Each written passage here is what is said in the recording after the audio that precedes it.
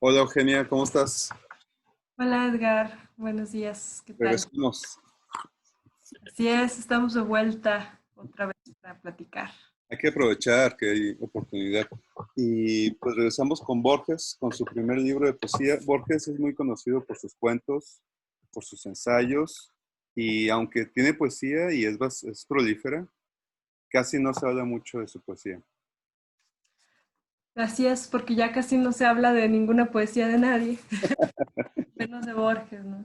Fíjate que yo escribí un texto de Borges el año pasado sobre su poesía, porque casi siempre a mí cuando yo digo que soy muy apasionada de la poesía de Borges, me miran raro y me dicen, es que como que lo de él es el cuento, yo, pues es que no has leído a Borges realmente como poeta, porque o sea, es un gran poeta siempre. O sea, Borges tiene la poesía o sea, hay poesía en él cuando escribe sus ensayos, hay poesía en él en sus cuentos, o sea, es un hombre con una sensibilidad muy fuerte para la poesía, muy conmovedor, y en sus poemas podemos ver al Borges más íntimo, más, más humano, más sencillo, sensible, no sé.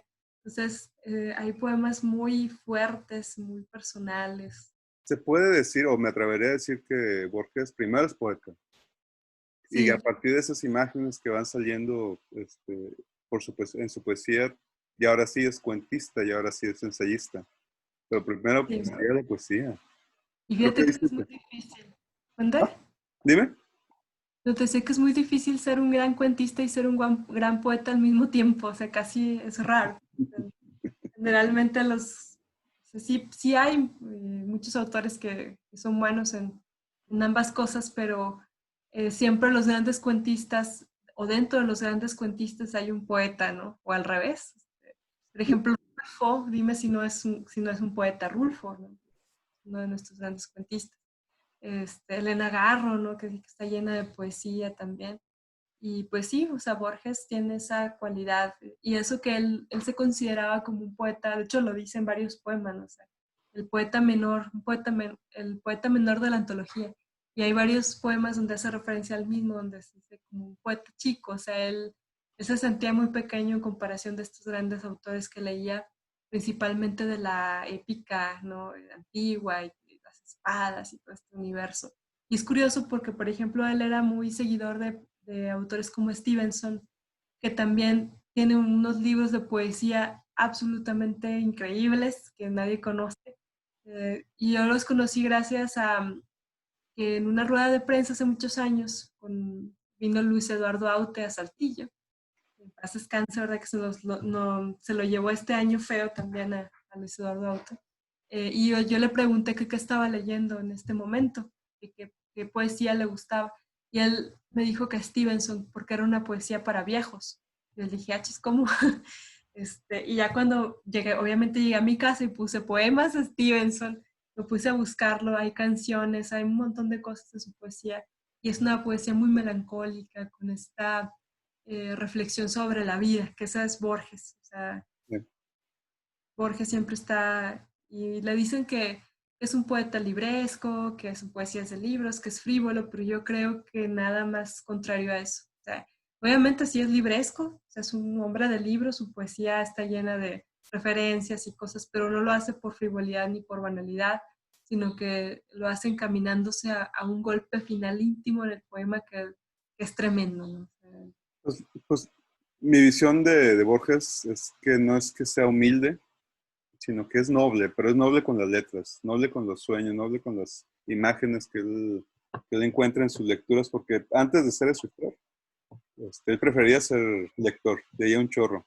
claro, Y es sí. una lástima que haya perdido la vista, igual que su padre. Sí, de hecho lo dice en su poema, su famoso poema de los dones, ¿no? Que le está diciendo a Dios que con grande o magnífica ironía le dio los libros y la noche cuando se quedaba por completo ciego. Y él siempre supo que se iba a quedar ciego porque lo vio en su abuela, lo vio en su papá, o sea, él sabía que iba para allá, ¿no? Y pues finalmente cuando lo nombran director de esta gran biblioteca, pues ya era un hombre ciego.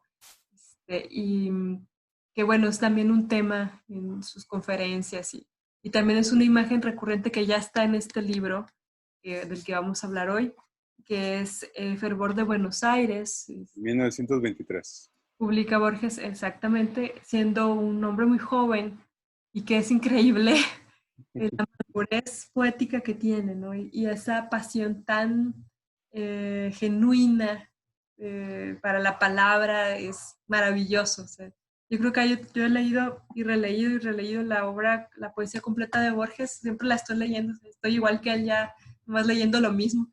Dice uno de sus poemas, mis noches están llenas de Virgilio, dice, y no soy más que un hombre que se repite, pero vaya qué repeticiones, ¿no? Y a mí me gusta leerlo y releerlo y releerlo y releerlo así hasta el cansancio. No me canso, porque siempre me maravilla. Y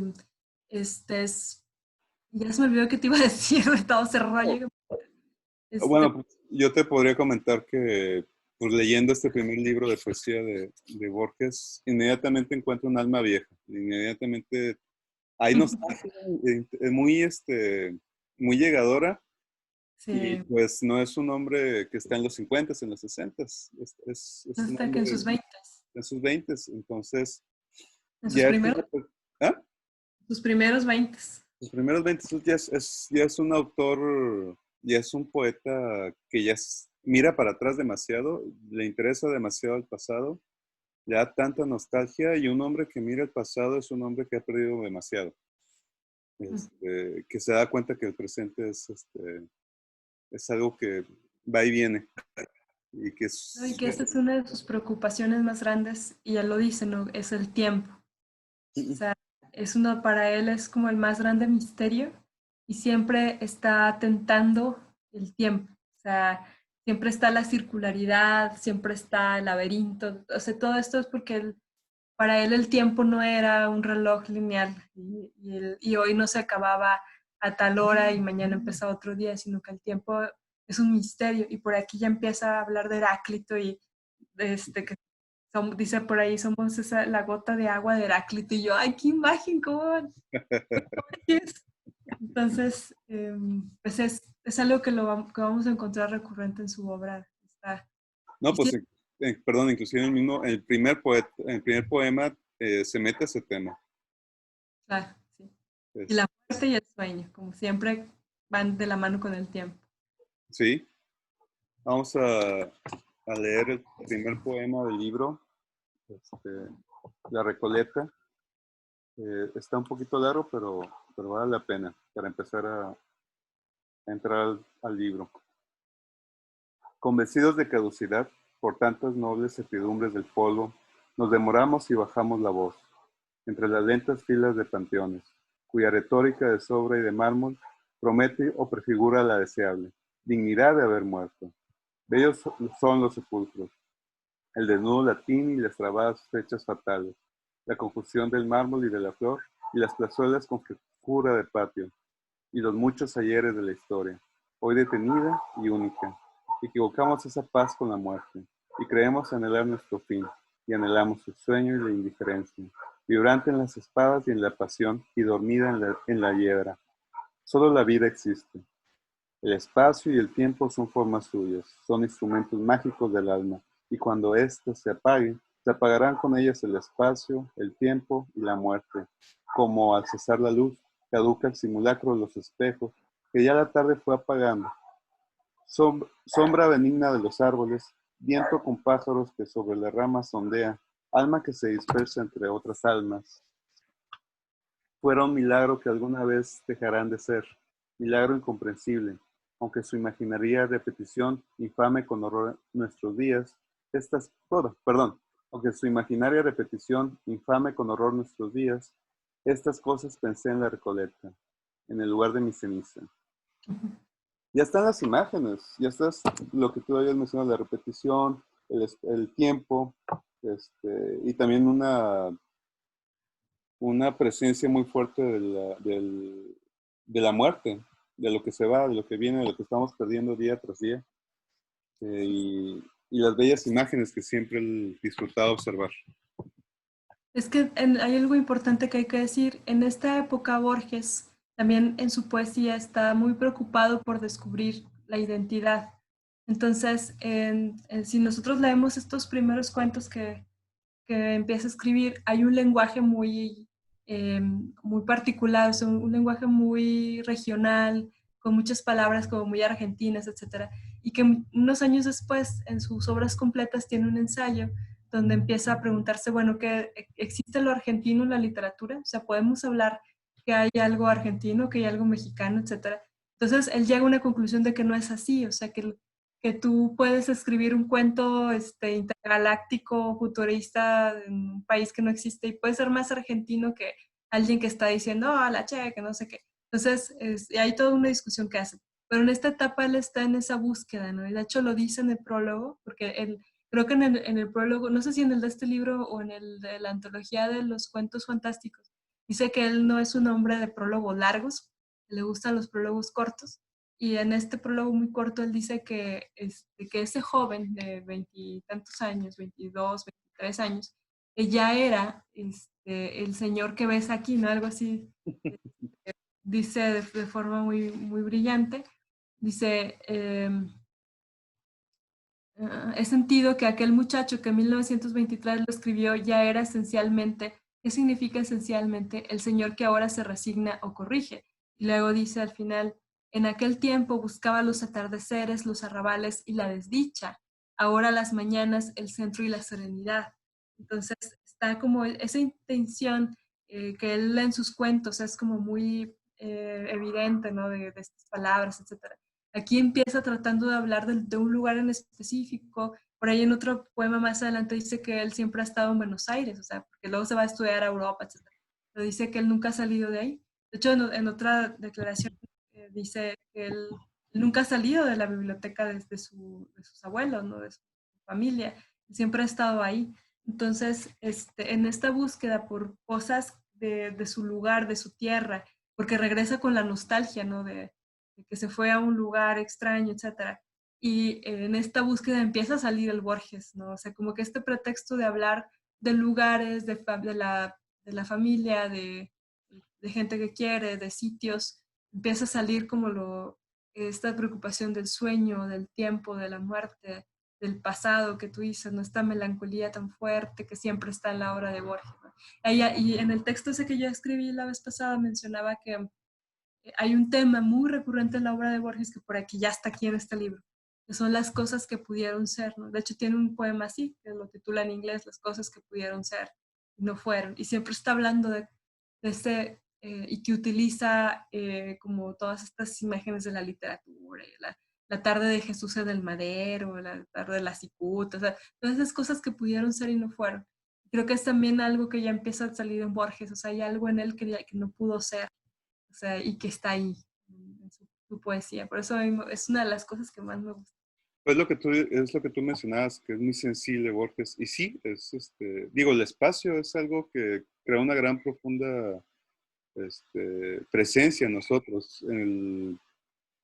Los primeros lugares, las primeras luces,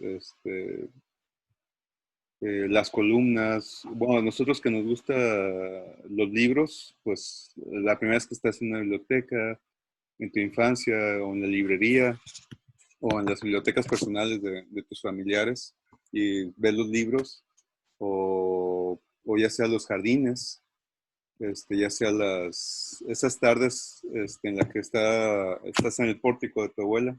Entonces son imágenes muy refrescantes, o más bien muy presentes siempre, porque, aunque fueron del pasado, el simple hecho que recordarlas y soñarlas de vez en cuando las hace muy presentes, las hace muy, eh, que siempre están contigo. Y es lo que acompaña a Borges.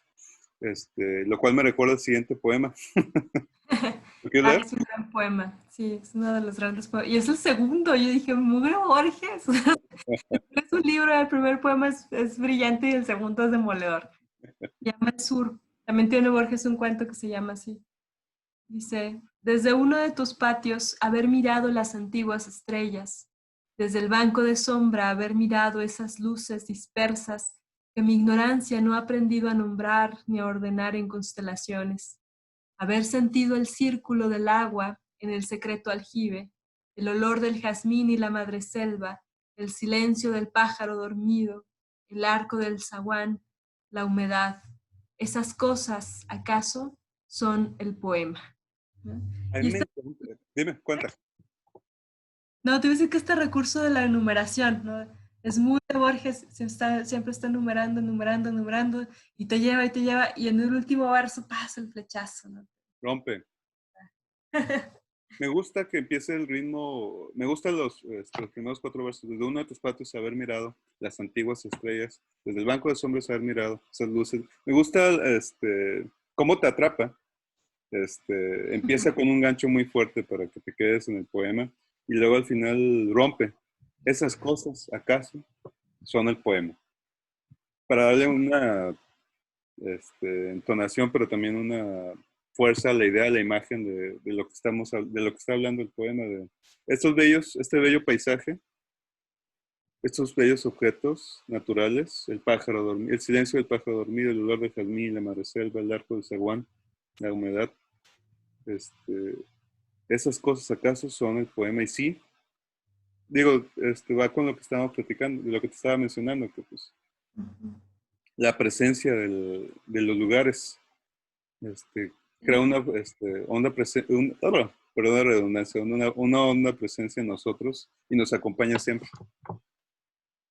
Y que es algo que todos podemos sentir, ¿no? Yo creo que eso también es muy fuerte en sus poemas, o sea, no te está hablando de cosas que, como estos poetas que se van y sus grandes dilemas filosóficos y sus cosas inentendibles, y Borges no, o sea, es estar en un patio de, como tú decías, ¿no? Esta sensación, y a partir de voltear hacia ver las estrellas en el patio de tu casa o de la casa de tu abuela, ¡pum!, ¿no? Se sale el poema.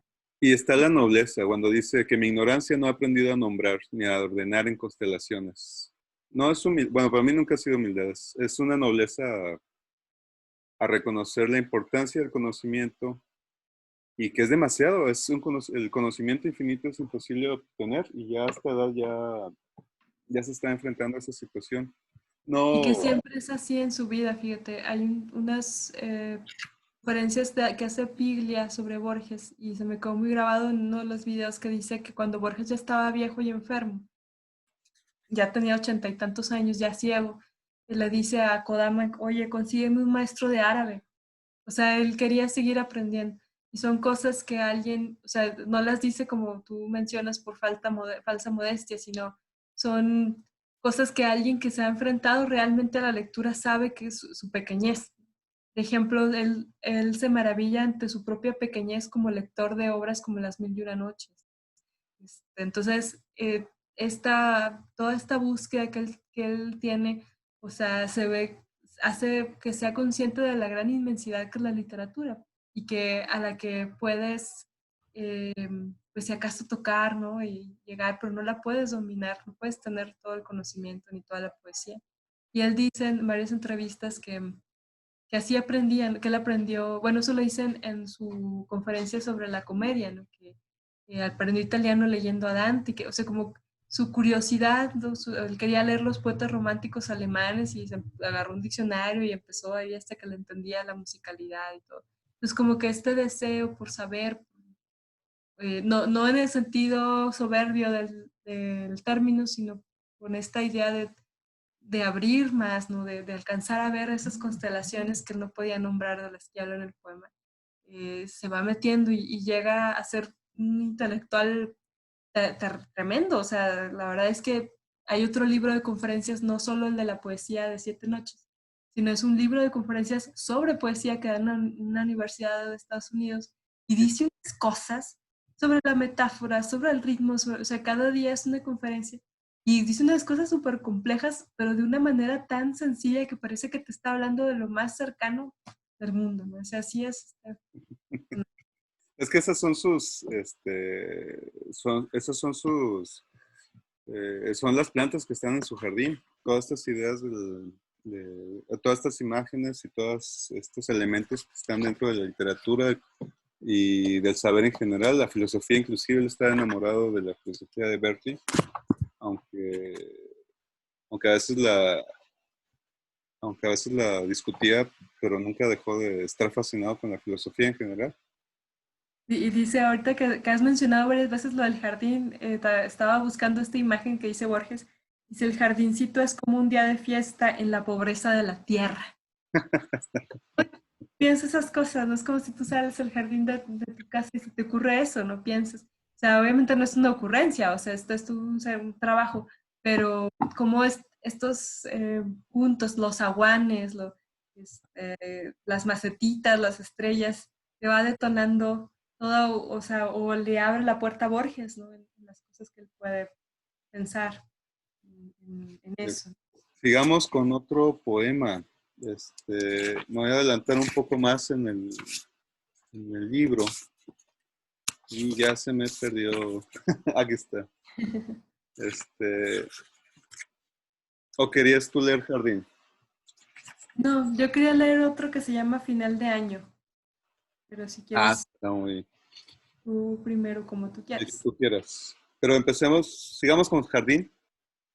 Ajá. Zanjones, sierras ásperas, medanos, sitiados por jadeantes hiladuras y por las lenguas de temporal y de arena, que desde el fondo del desierto se agolpan. En un declive está el jardín. Cada arbolito es una selva de hojas. Asedian vanamente los estériles cerros silenciosos, que apresuran la noche con su sombra y el triste mar de inútiles verdores. Todo el jardín es una luz apacible que ilumina la tarde. El jardincito es como un día de fiesta en la pobreza de la tierra. Muy, Yacimiento de Chubut en el 1922. sí.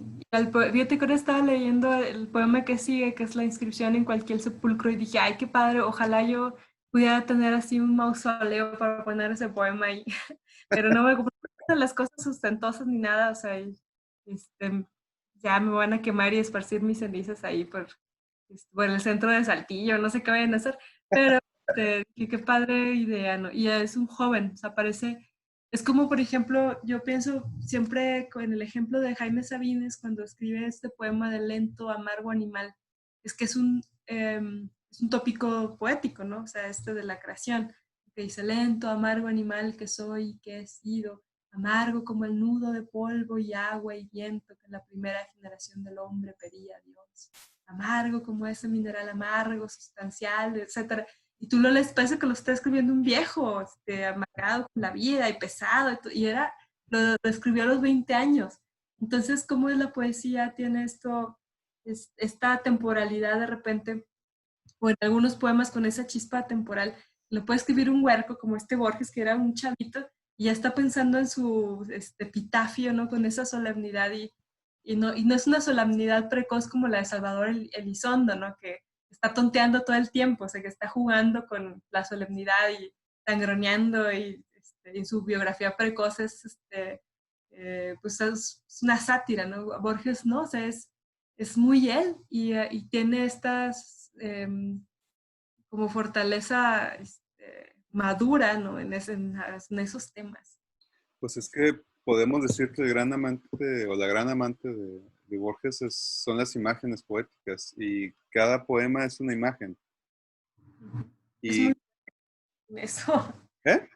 Es muy bueno en eso, pero sí, es que Borges es un poeta curioso porque plantea sus imágenes, las va construyendo, como tú dices, todo el poema es una imagen, porque la va tejiendo con todas estas enumeraciones y estas ideas y al final le da el golpe. Entonces eso hace que o sea, que para que entiendas la imagen final necesites la construcción de todo el planteamiento que va haciendo la parte de arriba del poema, ¿no? Y eso es un estilo muy de Borges, porque hay otros poetas que la imagen, por ejemplo, Carlos Pellicer, poetas como Pellicer o como Octavio Paz o Neruda, ¿no? Que son mucha imagen, o sea, imagen, imagen, imagen, metáfora, metáfora, todo está poetizado, todo.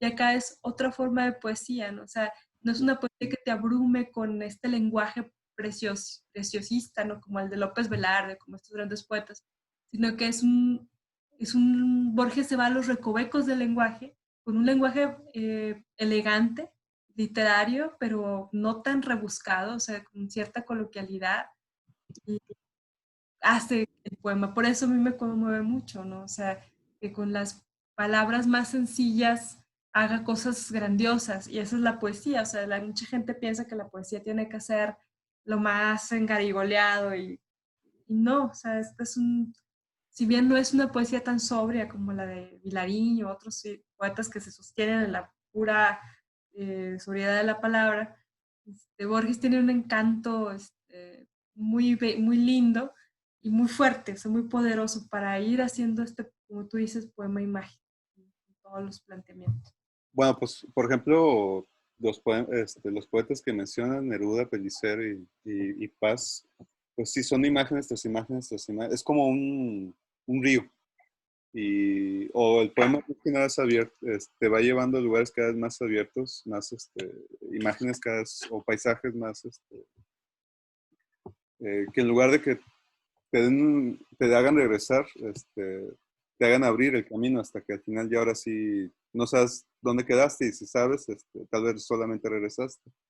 Pero con Borges no, Borges son imágenes bien concentradas. Y por eso lo relaciono con la muerte y por eso lo relaciono con, con este tema de la mortalidad para Borges, porque el mismo iniciar un poema y finalizar un poema al mismo tiempo es darle nacimiento y darle muerte al poema. Y uno es el que le da muerte, o a veces el mismo poema se muere a sí mismo, se muere por sí mismo, por la Y fluidez y la naturalidad del poema. en eso que dices, en alguna parte lo leí de Borges, no sé si ahorita o antes, ya no sé, donde él dice que la muerte, o sea, habla obviamente de esta tradición atávica de asociar el sueño con la muerte, pero para él la muerte es otra, o sea, es como eh, no es como la muerte física temporal, ¿no? O sea, él lleva la muerte más allá y la asocia con el despertar, o sea, ¿la muerte de qué? O sea, ¿qué es lo que se muere realmente si el tiempo no es lineal y no es, o sea, por ejemplo, recuerdo este cuento, ¿no? De Borges conversando con sí mismo, o del espejo de tinta, donde se ve, donde el otro ve su futuro y al saberse. Entonces, como que toda esta idea que es la idea antigua, ¿no? Que bueno, tú lo sabes mejor que yo, eso una vez lo escuché explicarlo muy bien, de la visión del tiempo circular. Y, bueno, tiene otra concepción de la muerte, nos lleva a preguntarnos realmente entonces si esto es circular, si yo puedo estar en cualquier punto del espacio, cómo me muero, ¿no? ¿Cómo es eso? Y como esa idea está también no solo en los cuentos, sino también en el poema de una forma como tú lo comentas. Y, y para mí se me hace que la muerte más horrible de Borges sería la muerte de la imagen poética, la muerte de la idea, la muerte de la fantasía, no de la fantasía, no, o el momento de la inspiración, que aparece y luego ya no la sientes, ya no está contigo y quieres escribir sobre ella o de ella o con ella y ya no está. Creo que para mí esa es la muerte, para el poeta en general y para Borges la, la, la maneja muy bien y creo que ese es el miedo que aparece una y otra vez en sus poemas. Y esto de la ceguera, ¿no? Que él decía que la ceguera es blanca, o sea, que él no veía negro, sino que veía blanco. Y que eso es una idea que también, por ejemplo, que lo trabaja Quevedo con la muerte, ¿no? O sea, dice, cerrar podrá sus ojos la postrera sombra que me esperara el blanco día. O sea, es la muerte, que la muerte es blanca, ¿no? Como la ceguera de Borges, o como la ceguera de Saramago, ¿no? Que son Como, cegueras. como el pelo blanco nevoso de los amantes de Quevedo. También es curioso ese sentido que adquiere el color y que pues también Borges también se pregunta qué es lo que se muere en ese aislamiento, ¿no? Yo con eso quisiera compartirte un poema chiquito de este libro que se llama Final de Año, el que te decía, porque nos habla de eso que somos, ¿no? Del tiempo, etcétera. Está Ah, hermoso. ahorita vuelvo a ese poema, la inscripción en cualquier sepulcro, para cerrar un poquito la idea y luego ya me callo. No hay que seguirle. Eh, Dice, ni el pormenor simbólico de reemplazar un 3 por un 2, ni esa metáfora baldía que convoca un lapso que muere y otro que surge, ni el cumplimiento de un proceso astronómico aturden y socavan la altiplanicie de esta noche y nos obligan a esperar las 12 irreparables campanadas. La causa verdadera es la sospecha general y borrosa del enigma del tiempo.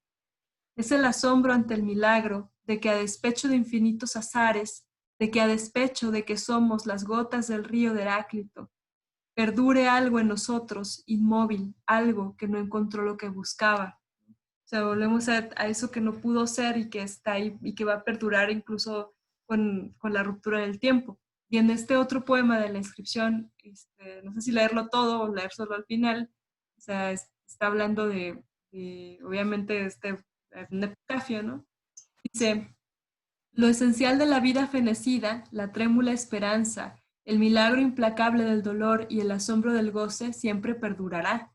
Ciegamente reclama duración el alma arbitraria cuando la tiene asegurada en vidas ajenas, cuando tú mismo eres el espejo y la réplica de quienes no alcanzaron tu tiempo y otros serán y son tu inmortalidad en la tierra.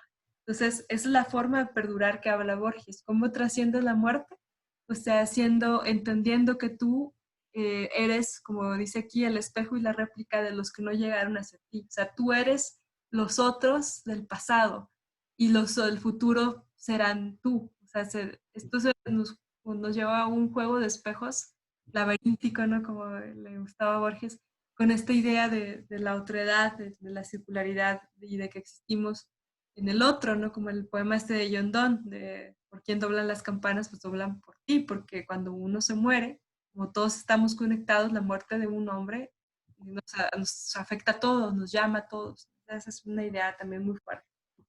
Sí, la visión católica es que la muerte nos une y la visión, y qué curioso, la visión protestante es que la muerte nos separa. Pero... Igual que será de tradición protestante, curiosamente. Pero, retomando el poema de fin de año, de final de año, me fascina ese tramito final, donde dice, la causa verdadera es la sospecha general y borrosa del enigma del tiempo.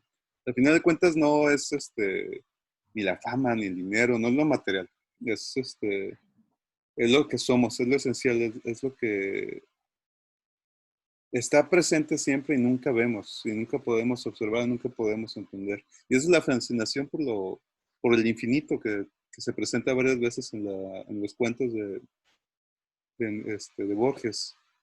Eh, y luego, como ya lo habías mencionado, de que despecho de que somos las gotas del río de Heráclito. O sea, inclusive, bueno, nosotros estamos atrapados en ese infinito. Perdura algo en nosotros, inmóvil, algo que no encontró lo que buscaba.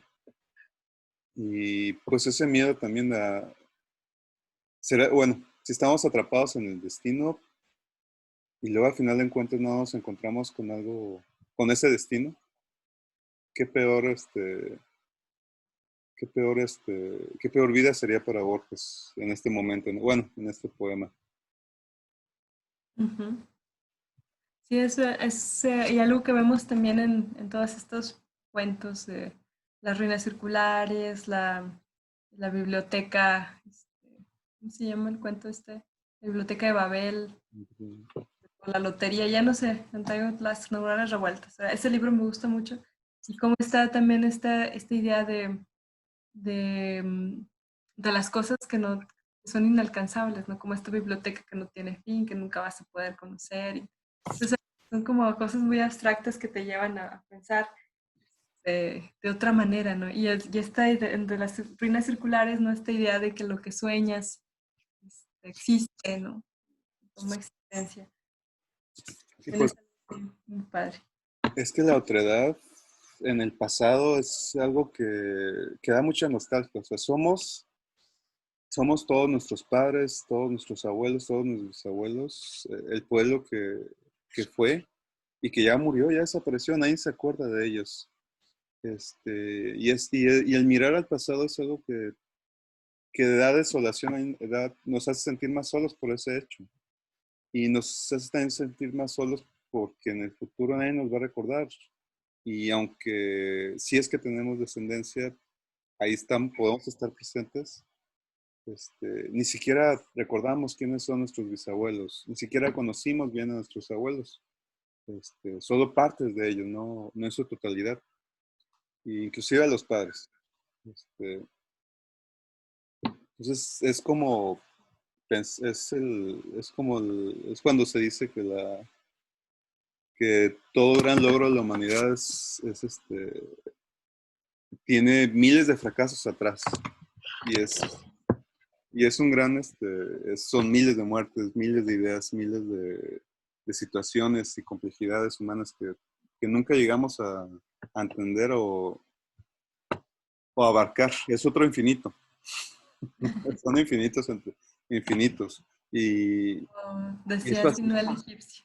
es fascinante que en la poesía de Borges, o ya en este primer libro, se van entrelazando, se van entretejiendo todos estos infinitos, estas imágenes de infinitos que padece, que él sufre, que le da nostalgia.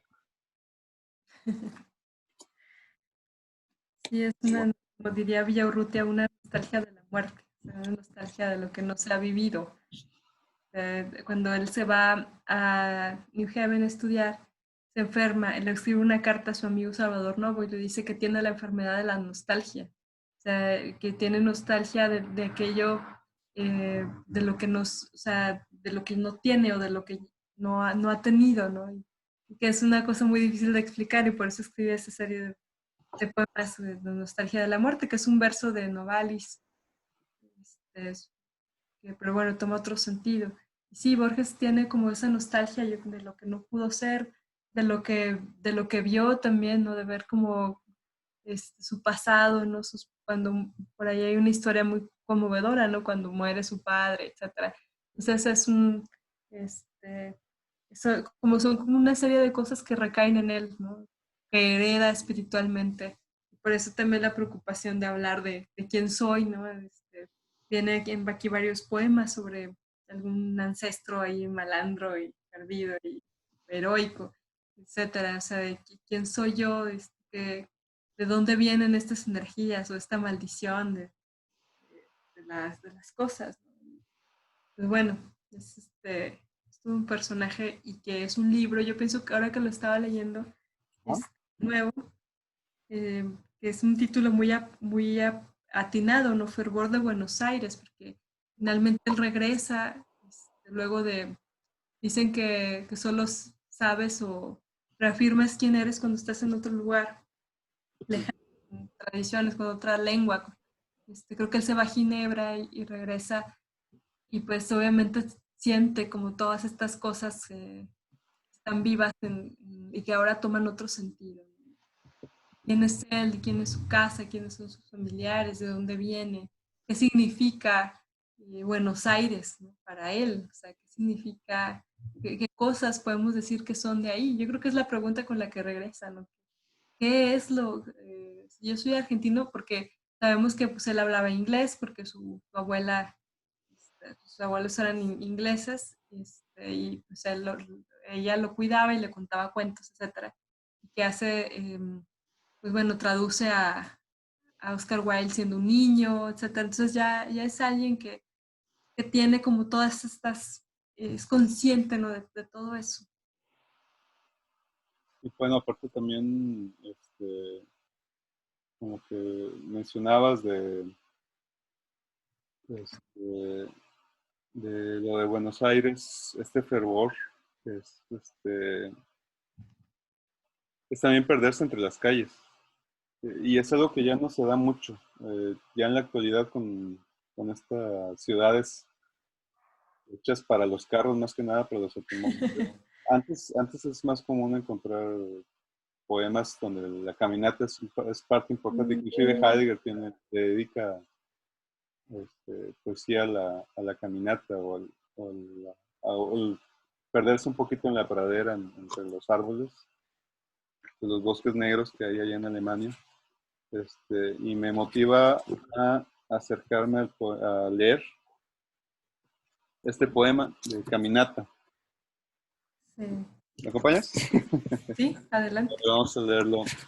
Olorosa como un mate curado, la noche acerca agrestes lejanías y despeja las calles que acompañan mi soledad, hechas de vago miedo y de largas líneas. La brisa trae corazonadas de campo, dulzura de las quintas, memorias de los álamos, que harían temblar bajo rigideces de asfalto la detenida tierra viva, que oprime el peso de las casas. En vano la furtiva noche felina inquieta los balcones cerrados, que en la tarde mostraron la notoria esperanza de las niñas. También está el silencio de los zaguanes. En la cóncava sombra vierten un tiempo vasto y generoso, los relojes de la medianoche magnífica, un tiempo caudaloso, donde todo soñara ya cabida, tiempo de hachura de alma, distinto de los ávaros términos que miden las tareas del día. Yo soy el único espectador de esta calle.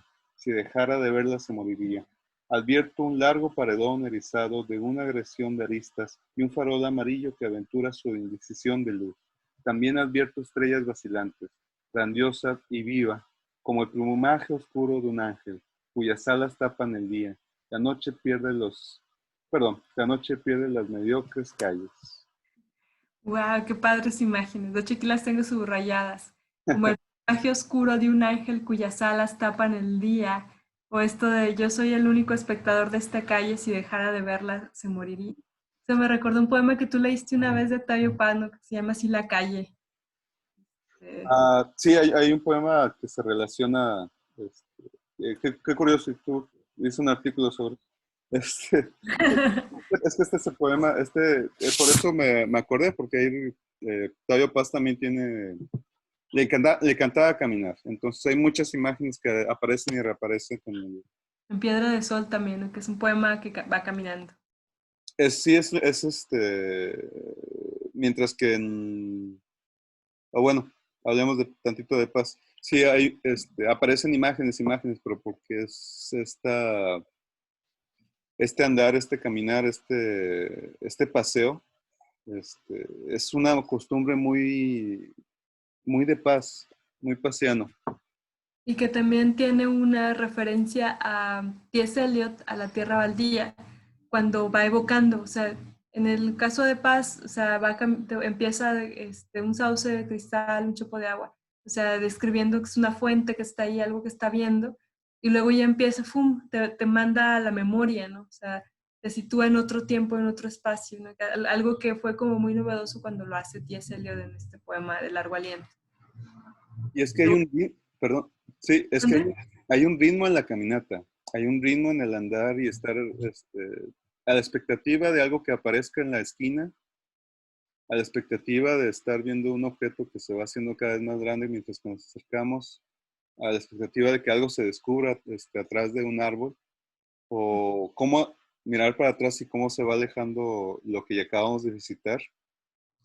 Y eso está muy presente en la poesía de Paz. Pero bueno, estamos hablando de Borges.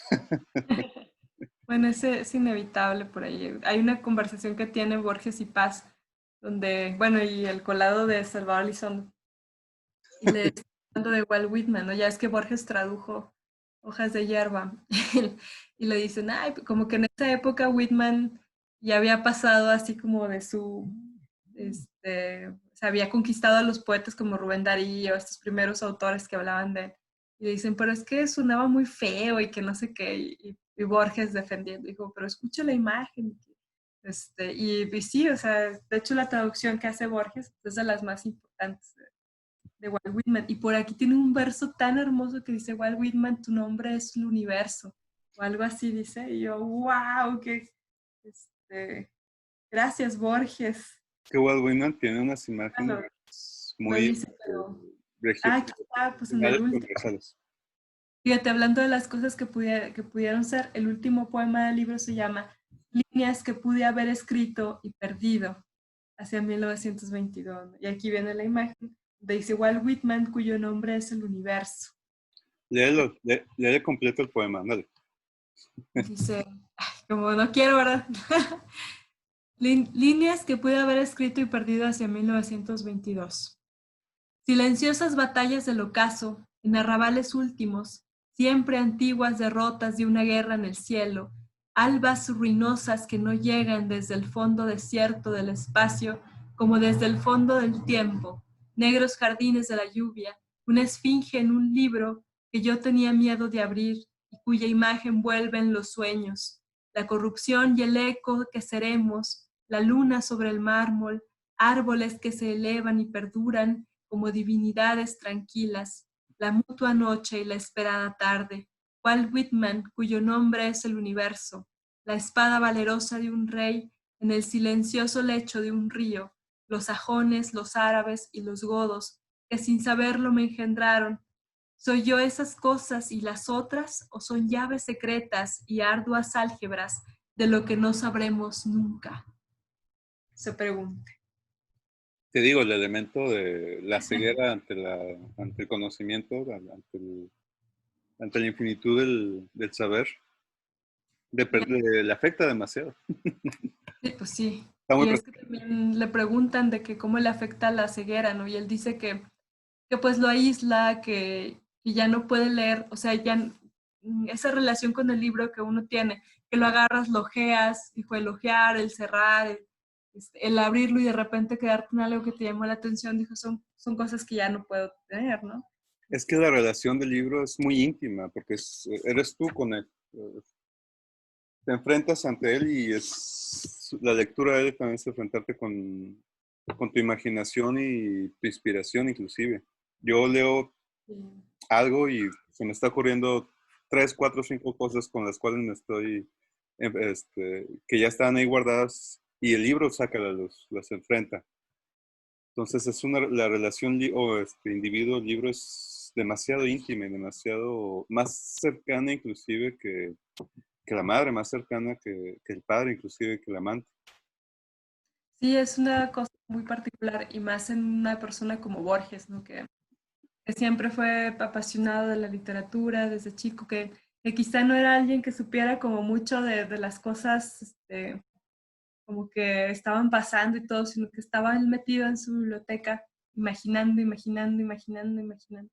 Yo creo que es alentar toda esa imaginación de las cosas que se te ocurren, sobre todo él que habla mucho de los godos y de todas estas tradiciones nórdicas y pasadas de Lancelot, y de repente hay espadas y caballeros en sus poemas, y dices, bueno, o sea, es como conmovedor, ¿no? O sea, todo este universo que estaba ahí, todo lo que no le dirían esas lecturas a Borges, ¿no? Porque son lecturas curiosas, o sea, él no está como que casándose con los clásicos griegos, ni con sino que él se va por un lado quizá no tan hegemónico de la literatura, y se va por los cuentos árabes, y se va por la poesía sajona, y se va por las historias de caballería que ya nadie lee, y se va y le conmueven autores como Kipling, por ejemplo, que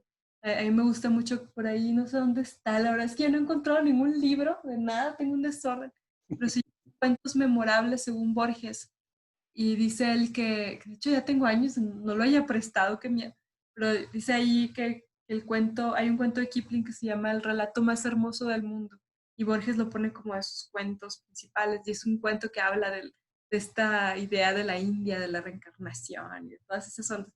Entonces es alguien muy diferente al resto de los intelectuales latinoamericanos. Lee, o él no está leyendo, o sea, no está viendo a ver quién sacó el nuevo libro para reseñarlo. O sea, él en poesía admiraba mucho a Lugones, tiene dos, tres maestros así como no tan conocidos que a él le gustaba mucho su poesía, y ya como que se enfrasca en este universo, pero sale de él muchos otros universos, en sus poemas, en sus cuentos, en O todo se lado. adentra mucho, mucho, mucho más en él. Y Encuentra ahí profundiza una más, plenitud. la verdad, ¿no? Y de repente tiene estas imágenes, ¿no? Como esta que abrí el libro y me salió la soledad poblada como un sueño, ¿no? Entonces todo este sentimiento que lo lleva a esa misma pregunta, ¿no? Y ya cuando está más viejo es más melancólico y es más hermoso, ¿no? Como poeta. Siempre fue viejo entonces, Borges. Sí, bueno, cuando era más viejo.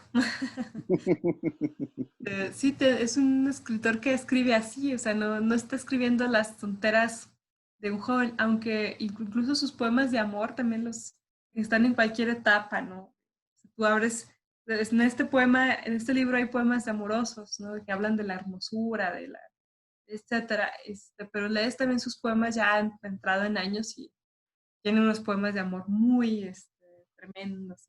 Oye, pues te tengo que preguntar, ya hablando de la poesía de amor de Borges, ¿qué tan barroco en el sentido de la pérdida y la lastimera situación del amor sientes que está presente en Borges?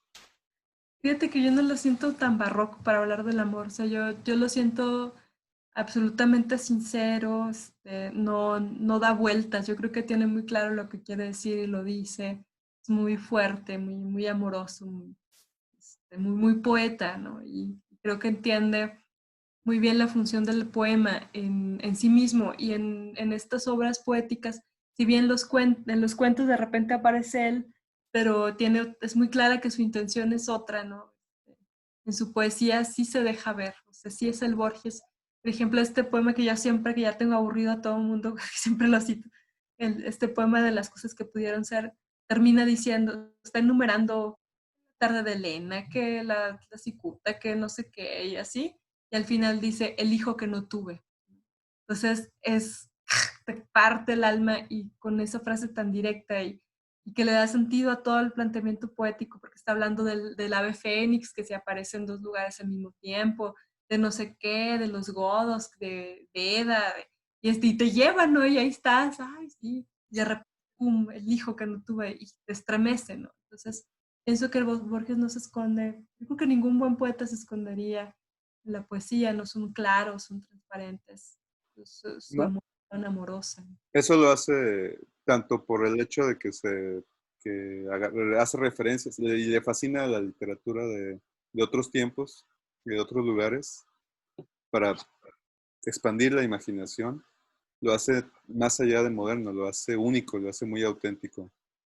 Y, Y, no, y sí, y bueno, y esta complejidad de la muerte y del tiempo y de la belleza de los espacios pequeños o tan cotidianos, ya está increíble que ya esté bien presente, o más bien esa nostalgia ya esté bien presente en este primer libro que estamos platicando, Fervor de Buenos Aires.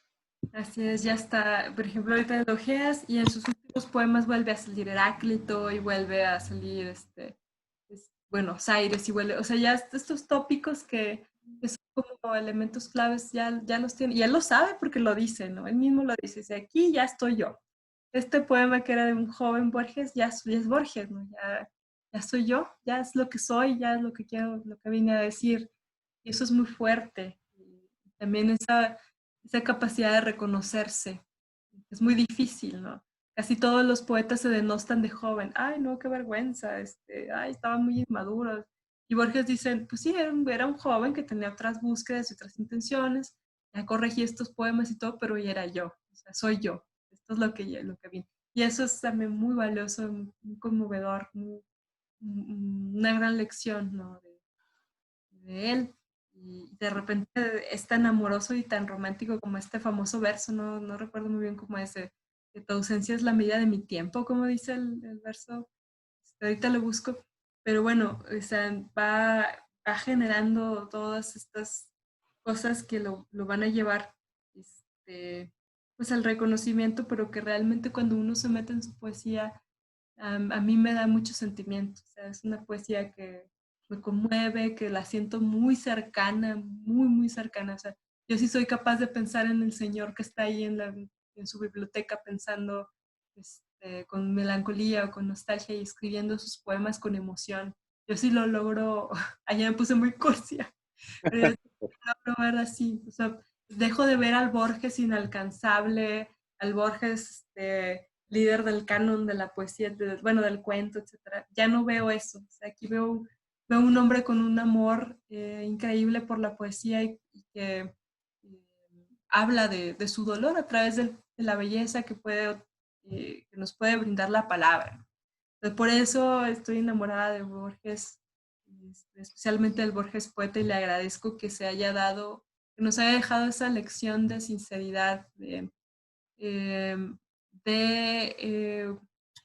¿cómo te diré? Si bien, como tú dices, no es humildad, pero Es sí noble. esa nobleza, ¿cómo se dice cuando dices la verdad, ¿no? Como que nos, sinceridad, esta sinceridad y que haya abierto pues, sus cosas más íntimas a la lectura en el poema, ¿no? Que ahí Me- está. Para mí como lectora, es muy importante, es muy valioso, porque no está, en ningún momento utiliza la poesía en forma de presumirlo nada, este, ni ninguna de esas frivolidades como hay otros autores que sí lo hacen porque se saben grandes, ¿no? O sea, lo hacen. Jorge sabe quién es perfectamente y no está tonteando, o sea, no banaliza la poesía para presumirnos nada ni sino para darnos como como estos intentos de él de decirnos cosas. O sea, me gusta. Me Es que gusta. él no está, él no quiere separar la imagen poética, la preserva, la quiere hacer, este, la quiere conservar intacta, no quiere que perezca, no quiere que muera. Y el poema es eso para él. Y, y si la cambia, si no deja que por naturalidad se crea o se dé, o ya no es el poema, ya no es la imagen poética, ya no le está siendo fiel a eso que es más, estoy seguro que él pensaba que era más grande que él. Este, ese elemento espiritual, ese elemento divino tal vez, ese elemento, bueno, al final de cuentas poético, que es lo que aparece, que nos llega, que nos inspira. Llega el demonio, nos inspira, lo escuchamos por el oído y ya somos, o más bien ya nos acerca a ese pedacito de lo que sería lo etéreo en este universo. Y Pero, pues, pienso que es una forma de conocer a Borges, ¿no? Si te abruma o si de plano tienes prejuicio, porque hay mucha gente que, ay, no, yo no quiero leer a Borges, ay, no, es muy difícil sus cuentos, ay, está muy rebuscado. Si tienes todas estas no, ideas, pienso que, ¿eh? es argentino. Es Argentina. O esta idea también como que malentendida, que es que era un burgués, pues la verdad no ni tanto, ¿no? O sea, como que no escribe como un burgués, bueno, sí escribe como un burgués a veces, pero no en el mal sentido, o sea, obviamente, pues tiene toda esta herencia de alta cultura y así, pero no cae en la frivolidad de estar, eso es lo que quiero decir, ¿no? O sea, Sí, sí hay muchos comentarios respecto a su política y también le tocó un siglo muy alterado y muy dividido por estos temas, pero él le interesaba la poesía, él le interesaba la imagen poética, él tendría que decir que sí era un poco inocente en el tema político, sí. pero porque ese no es su fuerte y a eso no se dedica. No, y que se ha malinterpretado mucho esa parte como para denostarlo, pero la verdad es que él era un hombre que estaba más metido en este otro mundo que casi, pues, ¿quién le iba a entender, no? Es que sus allegados, y la gente que luego también ya lo empezó a leer, pero yo creo que si queremos combatir esta imagen del Borges, esa imagen fea que se ha construido, que yo creo que no es el Borges real, pues podemos empezar. Yo creo que este Fervor de Buenos Aires es un muy buen libro. Y no es un libro breve, pues los poemas tampoco son así muy pesados, pero yo creo que lo podemos disfrutar porque pues, nos habla de ser humanos, ¿no? De las cosas que pensábamos, de la nostalgia. O sea, no hay nadie que no haya vivido, no haya pasado por las mismas, como decía él, ¿no? O sea, un hombre es todos los hombres, o sea, es decir, no hay, lo que me pasa a mí no es más extraordinario ni menos que lo que otro puede llegar a sentir. O sea, todos hemos sufrido, todos hemos gozado, todos amamos, todas esas cosas que al final están en el centro de los temas de la literatura, ¿no? Son los mismos temas de Pero al siempre. final solo hay un Borges.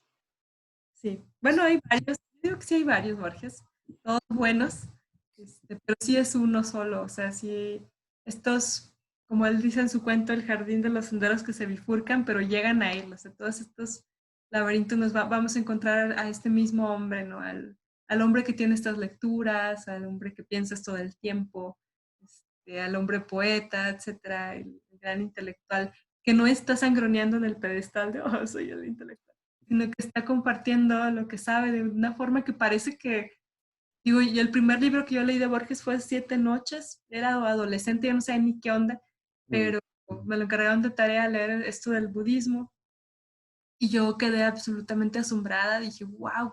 Y empecé a leer los otros, me gustó mucho el de la pesadilla, la cábala, etcétera. Yo no sabía ni qué era la cábala y ahí aprendí. Entonces, y te habla con un amor y una belleza de los libros que es un gustazo leerlo. Si no lo quieren leer, lo pueden escuchar, que es todavía otra experiencia, ¿no? Ahí está en YouTube las conferencias y algunas entrevistas para que nos enamoremos también de Borges. Eso nos gusta, eso se disfruta mucho de Borges, que buscaba otros sabidurías y otras espiritualidades, no nada más se quedó con la propia del occidente, pero pues es que da para más, vamos a seguir hablando de Borges. No, Sí, hay mucho que leer, hay mucho, o sea, y había que empezar con poesía porque es lo que menos se habla de Borges, y menos se lee más bien. Si se lee poco el cuento, si se lee poco el Aleph, que es el más famoso, y se discute poco, se discute de otras cosas que no son las imágenes que ahí presenta, pues obviamente la poesía también se lee menos. y que tampoco es inaccesible, ¿no? O sea, menos hasta el primer libro, yo pienso que pues dense la oportunidad de leer, no nos tiene que gustar todo, pero sí sería un paso bonito, ¿no? O sea, es un libro muy, muy accesible, pienso yo, para iniciar.